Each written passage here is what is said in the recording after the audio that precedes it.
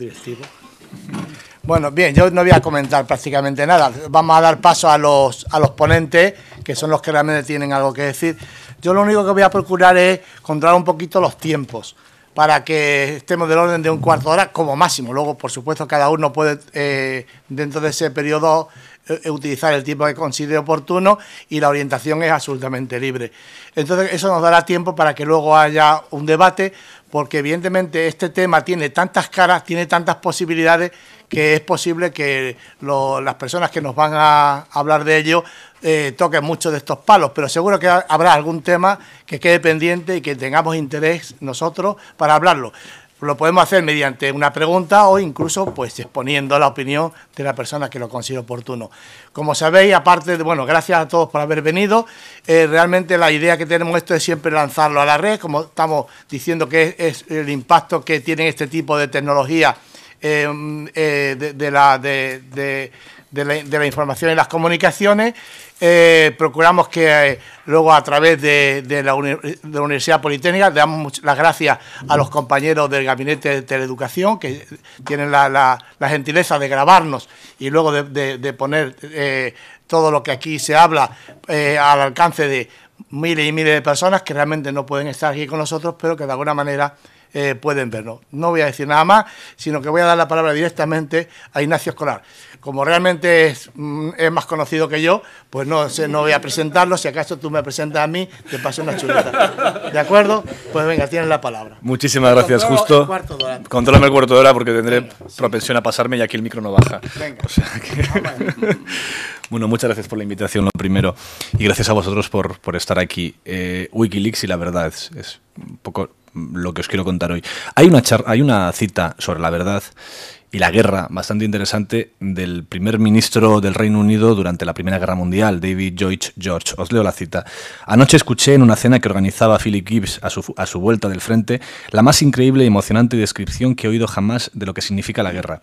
Incluso la audiencia de cínicos periodistas y políticos que estaban allí se quedó sin habla. Si la gente realmente supiera, la guerra se acabaría mañana mismo.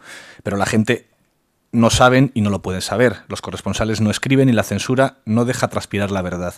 Lo que nos envían no es la guerra, sino una bonita postal de la guerra donde todo el mundo hace gestos heroicos. La verdad es horrible y supera los límites de nuestra tolerancia. Y yo siento que no puedo seguir con este negocio sangriento. Esto es de diciembre del 17. Esto es en plena Primera Guerra Mundial. Y ese Philip Gibbs, que había sido capaz de conmover al primer ministro inglés y a todos los dinosaurios con escamas de la élite política y periodística de aquella época de Londres, era uno de los 5 corresponsales de guerra que tenía el Reino Unido en el frente occidental. Había solamente 5, y además 5 que eran oficiales, tenían condición de militar y estaban protegidos como militares y controlados por el ejército, es decir, estaban lo que ahora llamaríamos empotrados dentro de las tropas. Philip Gibbs se pasó 3 años allí haciendo las crónicas de guerra y lo hizo además con esa sensación cómplice de estar faltando a consciente de que lo que él contaba no salía luego después publicado, consciente de que tenía que adaptar sus textos para que después pasasen la censura. Pero a pesar de todo colaboraba con esa censura porque él había aceptado ese permiso de ir empotrado dentro de las tropas a cambio de esa libertad.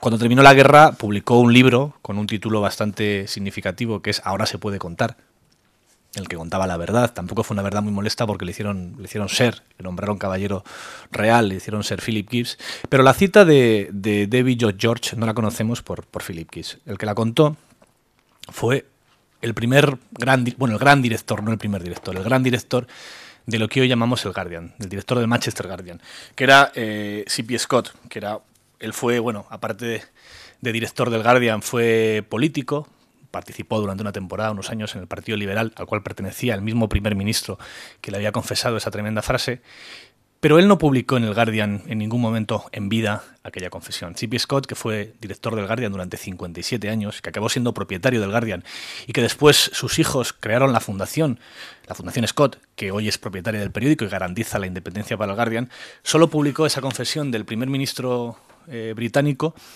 después de muerto. Salió publicada en unos diarios que él anotaba todas las cosas que le contaban sus confidentes, sus fuentes, en el 70 y tantos. Lo publicó su familia mucho tiempo después de que hubiese muerto el primer ministro inglés, mucho tiempo después de que hubiese muerto el propio Philip Gibbs, mucho tiempo después de que hubiese muerto todos los protagonistas de la confesión, incluso la mayoría de los veteranos de la guerra. La duda es si tiene sentido que guardemos esos secretos hasta tanto tiempo después, o si se pueden contar. ¿Qué habría pasado si se hubiese contado en el momento en el cual el señor C.P. Scott conoció la noticia, se hubiese publicado en primera página en el Guardian una noticia diciendo si la gente realmente supiera, la guerra se acabaría mañana mismo?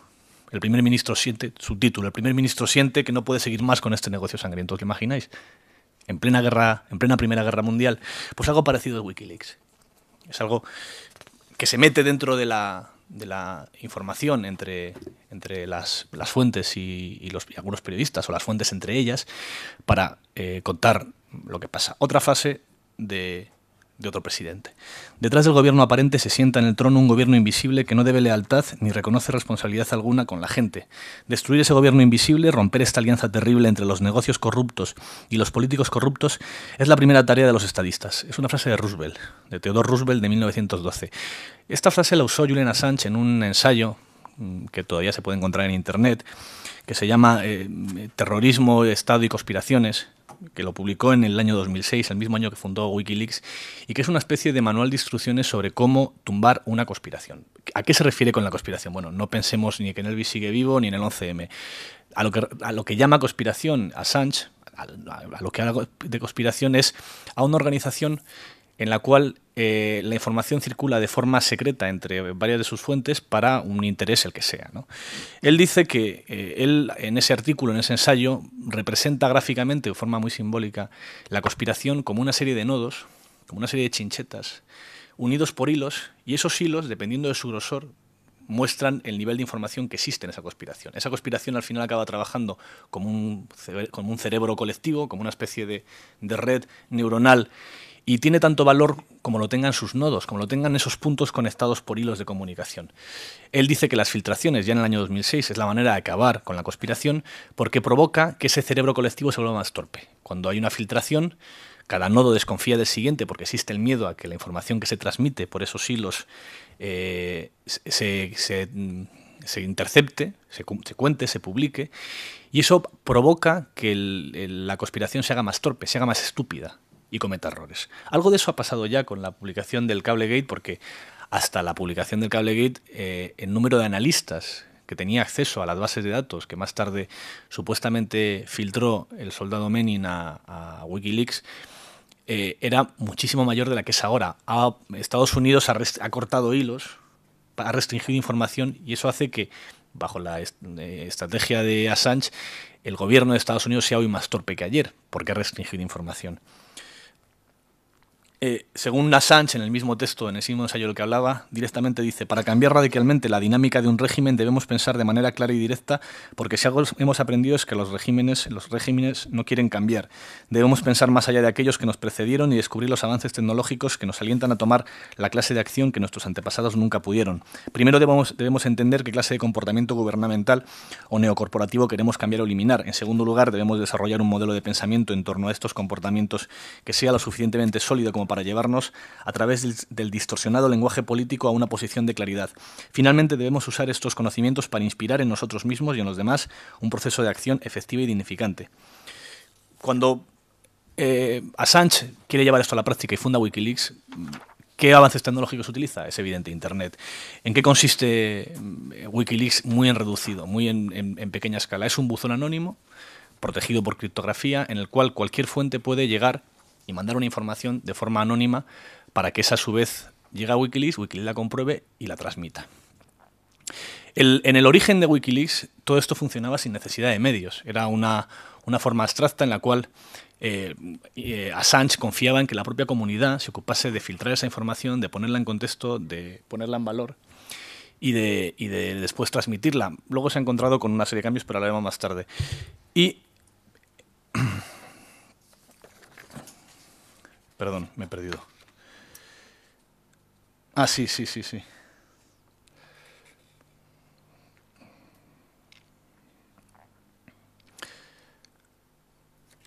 Sí, perdón. Es que a estas horas de la mañana, ayer estuvo hasta muy tarde, es difícil. Dice Assange también en esta artículo otra frase que es: solo si conocemos las injusticias podemos combatirlas.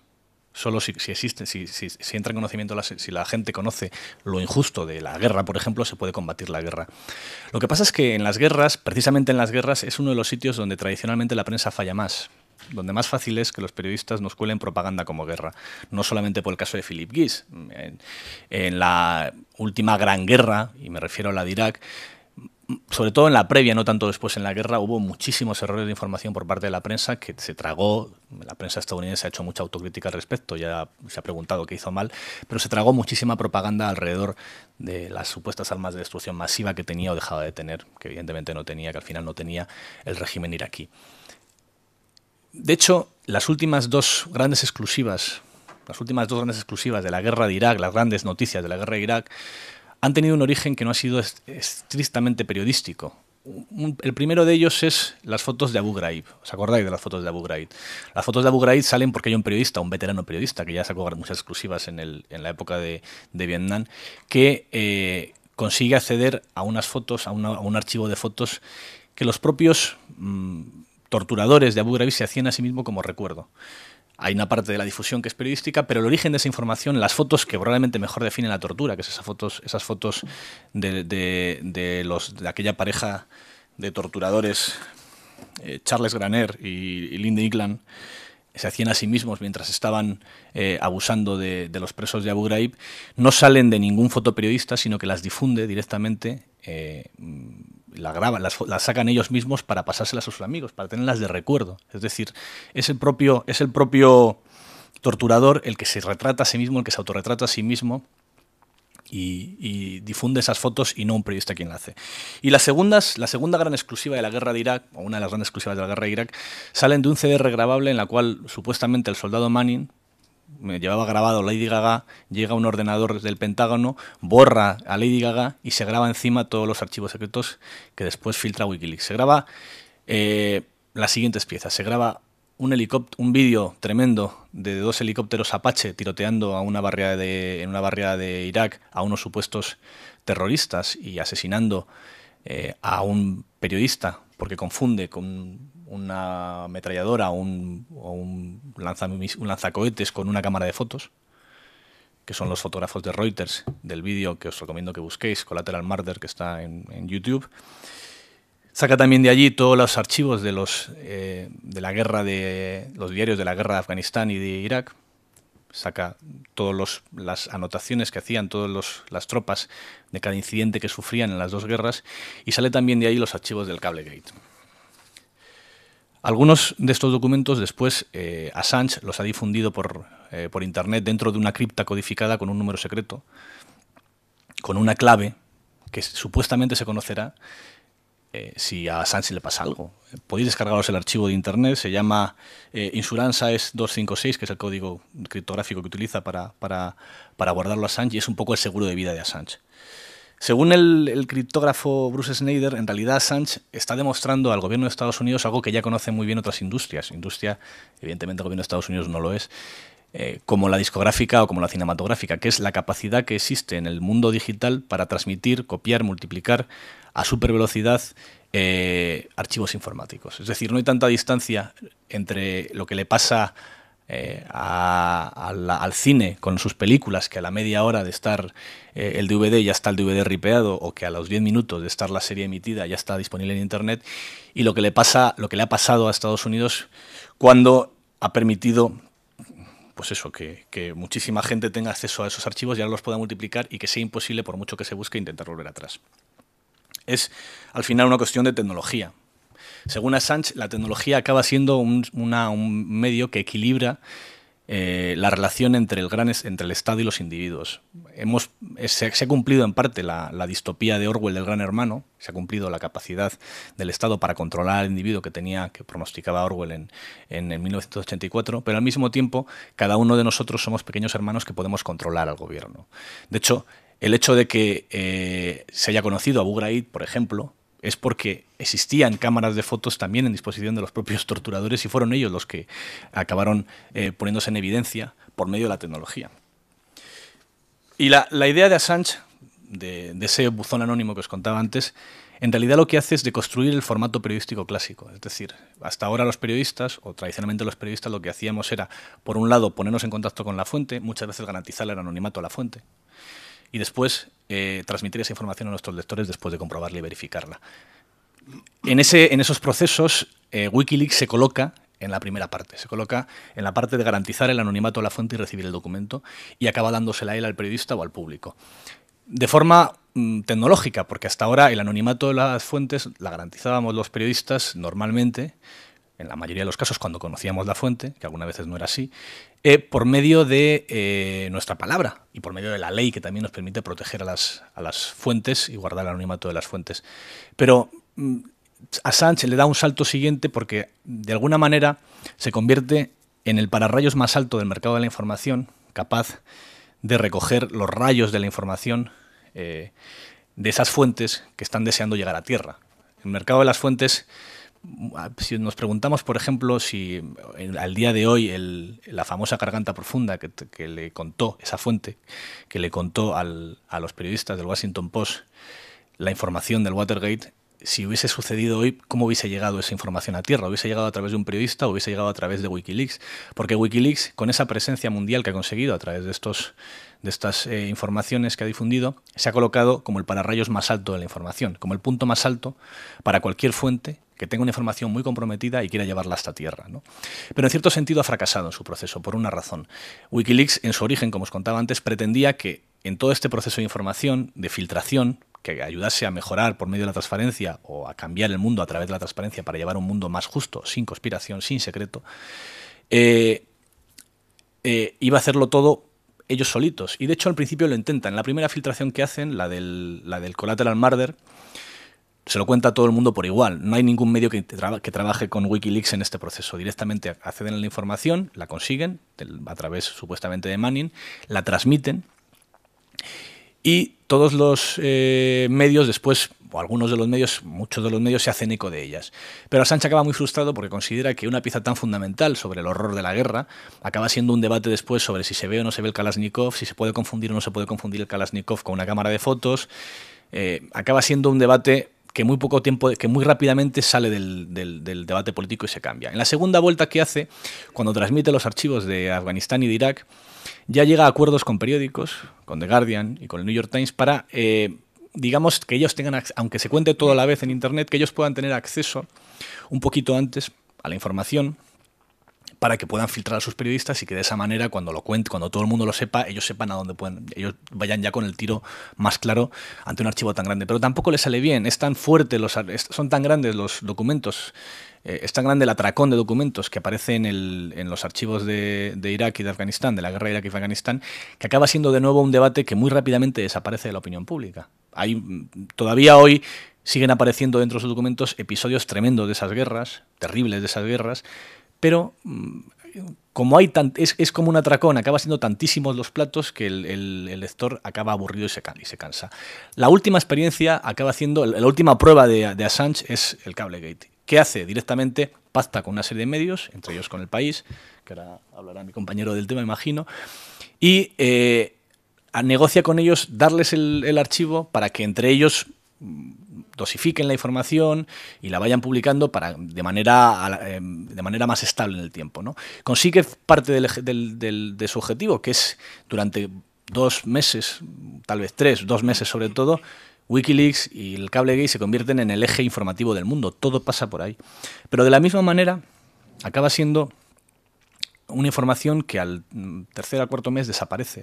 Han pasado 3 o 4 meses desde la publicación de todos los cables y da la sensación de que no ha pasado nada.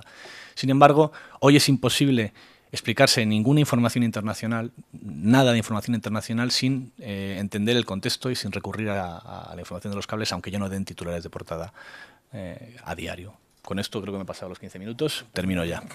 Ha sido clavado. Muy bien. Bueno, evidentemente lo que ha quedado de manifiesto en la primera parte de lo que nos ha contado Nacho, que luego imagino que le haremos alguna pregunta más, es algo que yo creo que comentamos muchas veces. Estamos ahora en un momento de la tecnología en el que la repercusión que está teniendo para el cuerpo social, que siempre ha sido una característica de los productos que salen de los ingenieros, ahora tiene una repercusión muchísimo mayor, porque el fenómeno de las gargantas profundas no es nuevo, como nos ha comentado, es decir, pero ¿por qué?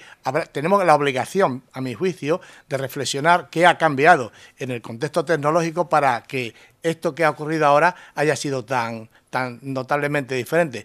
Nacho nos ha dado ya algunas pinceladas de cuál es el cambio, pero evidentemente eso ni lo vamos a resolver todo hoy, ni deberíamos de acabar hoy con la reflexión, sino que es algo que nos debe comprometer a todos los que trabajamos en la creación de tecnología y en la reflexión sobre la repercusión que tienen nuestras actuaciones, no solamente para mañana, sino para un tiempo más.